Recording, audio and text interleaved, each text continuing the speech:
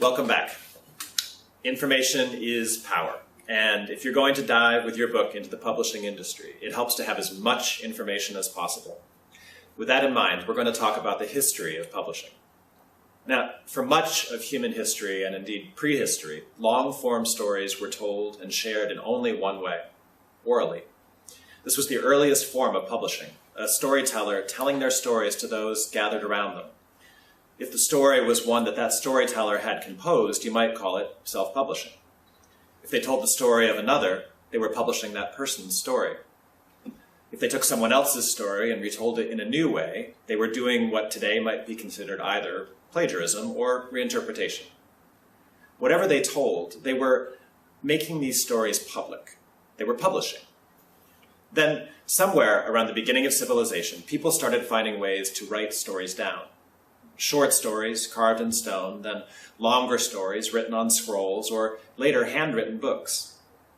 A quieter, more intimate relationship between writer and reader became possible, and at the same time it became possible to publish your story to people who you never met. There was no business model for it back then, just a few select people who had something deemed by the custodian of their culture to have something important to say, something worth preserving and sharing. Because the writing was done one at a time, by hand, the number of people to whom you could publish your story was still small and was still a privilege reserved for the very, very elite. However, the culture defined that. Hand copying books was a very slow, arduous process, and so the number of copies made was always very small. This put a very tight limit on the number of books that could be published and the number of books that were available to read.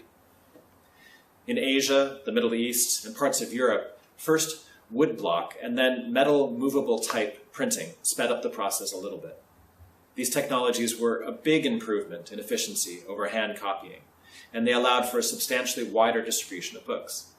They did not, however, make it feasible to print in truly mass quantities. Jump way forward, and along came Gutenberg and his printing press, which was a much faster and more efficient method of printing. Suddenly it became possible to produce copies of a story in great numbers. Not initially the millions of copies we can roll off a press today, but we got there. Books became slightly more affordable to print and buy. Later they became much more affordable. And this in turn made not only buying books, but publishing books accessible to the slightly less elite. Many more people could share their stories, and as efficiencies dropped costs even further, many, many more could do so. With the invention of the printing press, it became possible to construct a business model around publishing, and a business model did indeed arise. It went something like this. First, write or acquire a book that a lot of people will want to read. Gutenberg famously began with the Bible, still the best-selling book of all time. Next, edit and design the book. You want readers to have a high-quality experience, so they'll come back and buy more books by the author or from the same publisher. Next, pay the upfront costs of setting up the printing press for the book, and because the profit margin is highest with efficiencies of scale, pay to print a large number of copies all at once. This costs significant money at the beginning, so someone has to front the capital to make it happen, and there's some risk in doing this. If the books don't sell, you don't just fail to make money, you actually lose money. Publishers are the businesses that end up fronting most of this capital and taking most of the risk. And publishers survive and sometimes thrive by not making too many risky bets on books that they don't feel confident will sell in large numbers. Finally, well, actually simultaneously, since the design and printing process takes time, begin convincing people, whether individuals or middlemen, that they want to buy the book. Sell it to them, one by one or in quantity. Deliver the books to them. Bank your profits and reinvest then in the next book or the next printing of the first book. Now, in the early days of the printing press, the scales of all of this were small by modern standards, but over time they grew.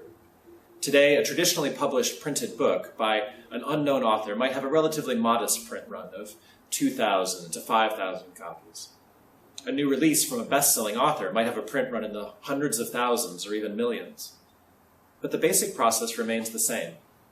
Choose a book to publish, edit and prepare it for printing, print a large batch of copies, convince people that they want to buy them, sell them, deliver them, and start again. We'll dig deeper into the details of that process as we go along, but fundamentally, that's how traditional publishing works.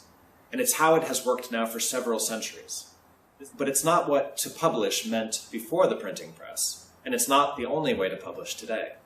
For the next few lectures, however, we're going to focus on this traditional publishing model, the model built around mass market production with the printing press. And we'll start by talking about the companies doing the publishing. We'll get started all that in the next lecture. So, history lesson over. We'll see you there.